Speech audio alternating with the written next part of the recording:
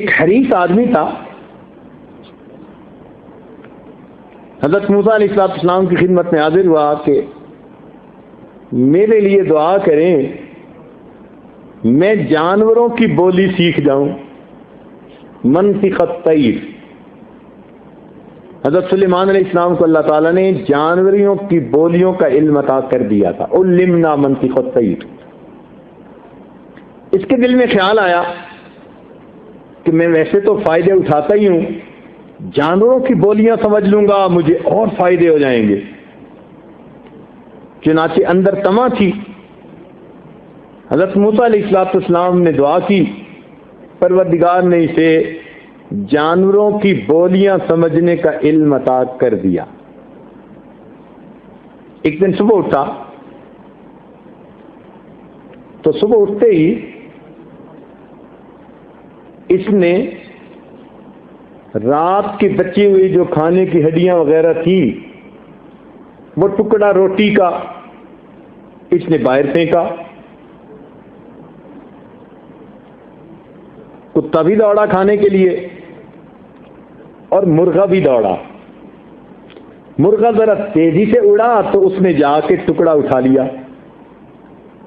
اب کتے نے اس سے گفتگو کی کہ بھائی میں ساری رات جاگتا رہا ہوں، نائٹ ڈیوٹی پہ تھا، سیکیورٹی والے کو نائٹ ڈیوٹی دینی پڑتی ہے نا، میں نے مالک کے گھر کا پہرا دیا ہے ساری رات، اب میرا سونے کا وقت تھا، تم مجھے یہ ٹکڑا کھانے دیتے تو میں نیند سو جاتا، تمہارے لیے تو سارا دن پڑا ہے۔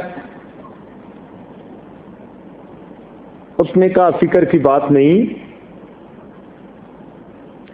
یہ جو مالک کے گھر میں ایک گدھا ہے نا، یہ آج مرے گا تمہیں بہت کچھ مل جائے گا، تمہاری گرینڈ پارٹی ہو جائے گی۔ چپ ہو گیا۔ اب اس نے جب سنا کہ گدھے نے مرنا ہے تو اس نے سوچا بھائی جلدی سے گدھے سے جان چھڑاؤ۔ اسی وقت گدھے کو لے کے مارکیٹ میں گیا اور جا کر گدھے کا سودا کر دیا، اور گھر آ کے بڑا خوش بیوی کو بتایا، دیکھا کیسا سمارٹ آدمی ہوں۔ پھر دوسرا دن ہوا، پھر اس نے اسی طرح رات کا بچا ہوا ٹکڑا باہر پھینکا، کتا بھی دوڑا اور مرغا بھی دوڑا۔ مرغا ذرا لمبی چھلانگ لگا کے جو آگے پہنچا تو اس نے پھر اٹھا لیا۔ کتے نے پھر اسے کہا، اس نے کہا بھائی کل بھی تو نے میرے ساتھ زیادتی کی، بڑا بے لحاظ ہے، آج پھر میرے ساتھ زیادتی کر رہا ہے۔ اس نے کہا فکر نہ کر، آج اس کی گائے مرے گی، تیرے وارے نے آ رہے۔ وہ چپ ہو گیا۔ چنانچہ اس نے گائے کا بھی سودا کر دیا، بڑا خوش کہ میں نے پیسے بچا لیے۔ چنانچہ اگلے دن پھر یہی واقعہ پیش آیا تو مرغے نے کہا کہ فکر نہ کر، آج اس کا گھوڑا مرے گا۔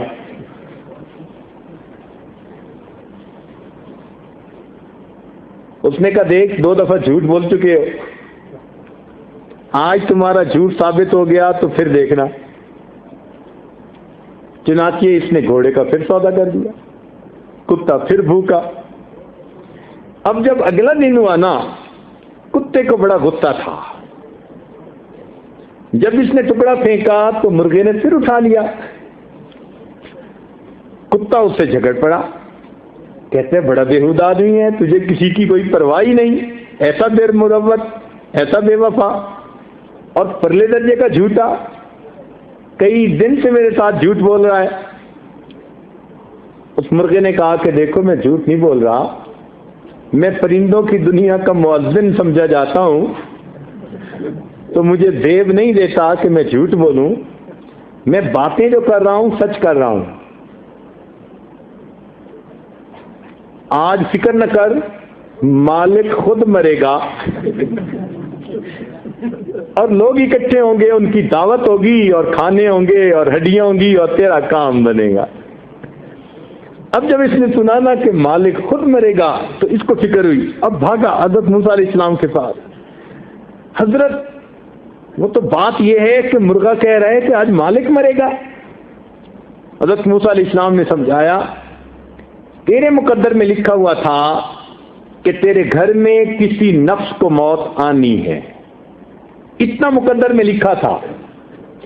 اللہ تعالیٰ نے سب سے پہلے گدھے کو موت دے دی. تو سمارٹ بنا، گدھے سے جان چھڑائی، اللہ تعالیٰ نے اس کی بجائے گائے کو دے دی.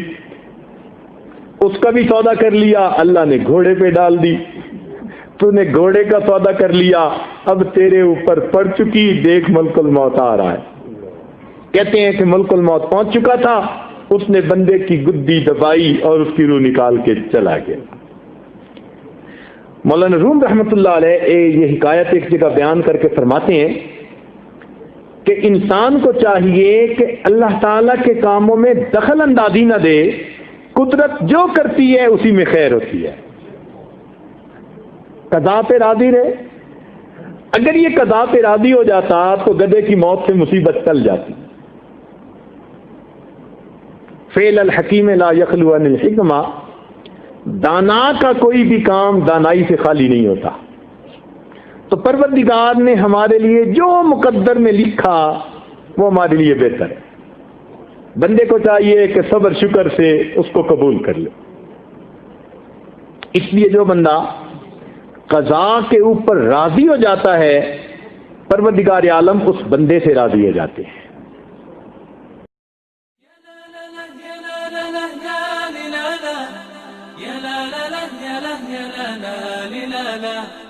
یا لا لا لا